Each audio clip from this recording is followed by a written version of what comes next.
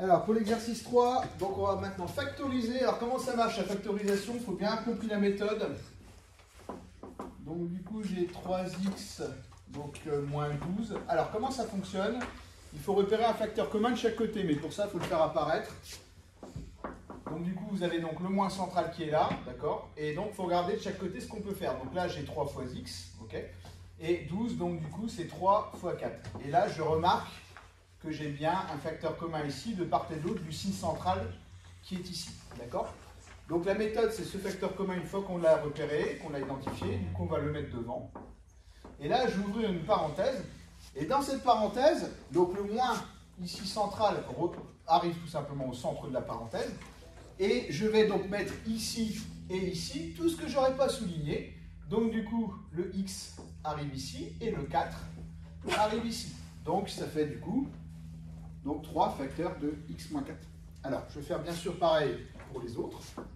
Donc ça va faire moins 16 plus 4x. Donc moins 16 plus 4x, là je vais faire exactement pareil. Donc ça va faire 4 fois moins 4, d'accord, plus 4 fois x. Donc je repère mon 4 et je factorise. Donc ça va faire 4 facteur 2, donc le plus arrive au milieu. Là j'ai un moins 4 qui arrive. Et là j'ai x qui arrive. Donc ça va faire 4 facteurs de moins 4 plus x. Alors pour le c. Pour le c, donc 4x carré moins 8x. Alors là on peut faire quelque chose de sympa. Parce que ça va faire du coup 4 fois x d'un côté, moins, et du coup le 8, vu qu'il est divisible par 4, je vais me faire plaisir en disant que c'est 2 fois 4 fois x, d'accord? Là je remarque que j'ai bien un 4 ici de chaque côté, mais j'ai aussi un x de chaque côté. Donc du coup, tout ça, vu que c'est des facteurs communs, je les mets devant, donc ça va faire 4x, facteur 2, donc le moins central carré au milieu, le x qui n'a pas été souligné qui arrive ici, et le 2 qui n'a pas été souligné ici qui arrive ici. Donc ça faisait du coup 4x facteur de x moins 2. J'en profite pour faire le d. Donc le d c'est 5x au carré moins 5. Donc là du coup attention, les gens ils se font un petit peu avoir dans un piège là parce que bon ils ont 5x carré là et puis là ils ont 5 et du coup ils repèrent le facteur commun. Et quand ils vont mettre ça dans une parenthèse, ils vont être embêtés. Alors je vais faire comme si j'avais pas bien compris.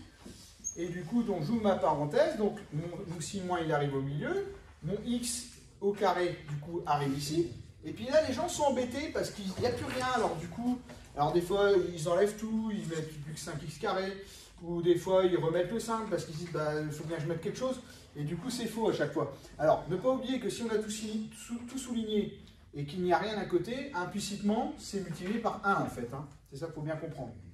Donc du coup j'ai créé mon 1 artificiellement. Et donc ce 1, du coup, je vais le mettre ici. Donc finalement, ça faisait donc 5 facteurs de x carré moins 1. Alors, on va continuer avec E, ici. Alors, du coup, x moins 3, facteur de x plus 1, plus, donc, x moins 3, fois 3x plus 2. Alors, c'est une expression ici qui est beaucoup plus compliquée que les expressions qu'on avait traitées là, mais la méthode reste exactement la même, sauf que cette fois-ci, on va fonctionner par bloc. D'accord? Donc là, ici, je remarque, donc j'ai le plus central, et de part et d'autre du plus central, donc je remarque que j'ai un x-3 qui est commun sur chaque côté. Donc du coup, ce bloc-là, je vais le mettre devant, je vais ouvrir un crochet, et dans ce crochet, je vais faire exactement la même chose que tout à l'heure. Le plus central va arriver ici, et je vais prendre du coup tous les blocs que je n'ai pas soulignés, donc celui-là à gauche, x plus 1, et celui-ci, donc et celui-là, donc 3x plus 2 à droite. Alors après, il faut quand même que je fasse un petit peu de travail, parce que c'est déjà factorisé, mais on ne peut pas laisser ça comme ça. Donc du coup, il faut poursuivre un petit peu. Donc ça fait x moins 3 facteur 2, alors du coup, dedans, alors le crochet, au bout d'un moment, on peut le transformer en parenthèse, il n'y a pas de souci. Donc là, attention, je vois des gens des fois qui refont une double distributivité. Là, attention, pas du tout, hein, c'est simplement une expression plus une autre. Donc ça va faire simplement x plus 1 plus 3x plus 2, tout simplement. Et en simplifiant, ça va donc donner ça. Alors x plus 3x, donc 4x, et plus 1 plus 2, donc plus 3. D'accord? Vous aviez ça? Ok. J'en profite pour faire le f. Donc ça va être un peu la même manière. Alors le f, du coup, c'est 2x plus 3 au carré moins 2x plus 3. Donc 5 plus 4x, voilà. Alors ici, quand on a un carré, alors c'est vrai que du coup, le bloc, il est plutôt implicite, donc ça nous plaît moins. Donc du coup, n'oubliez pas que le carré, vous pouvez dupliquer. Donc du coup, on va transformer ça en 2x plus 3, facteur de 2x plus 3. Et là, du coup, je réécris ça, donc là c'est pareil. Et là, du coup, je fais bien apparaître mon facteur commun, de part et d'autre. Et je vais refaire exactement la même chose que tout à l'heure. Donc ça va faire 2x plus 3, facteur 2. Donc le moins central qui arrive ici. Cette parenthèse qui n'a pas été soulignée qui arrive ici. Et cette parenthèse qui n'a pas été soulignée qui arrive à droite. Voilà. Et là, je refais comme tout à l'heure. Donc 2x plus 3. Alors là, attention. Bon, le 2x plus 3, il ne pose pas de problème. Mais là, attention, vous avez un moins devant une parenthèse. Donc faites attention. Donc si vous ne savez plus, la meilleure méthode, c'est de cacher le moins et changer chaque signe. Donc le plus 5 devient moins 5.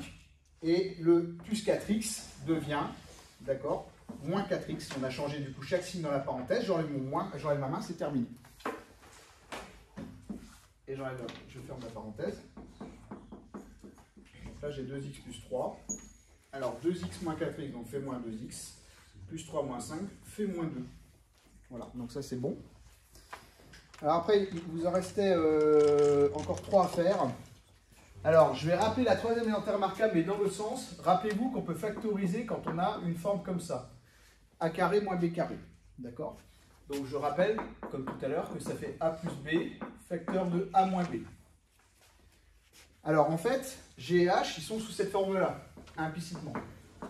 Parce qu'on vous propose X carré moins 1. Alors, X carré moins 1, quand les gens ils ont ça, ils se disent, bah, comment vous voulez que je factorise ça? C'est pas du tout la même méthode, en fait, ici. Hein. Alors, n'oubliez pas que 1, c'est comme 1 au carré. Donc, du coup, ça fait x carré moins 1, d'accord, au carré.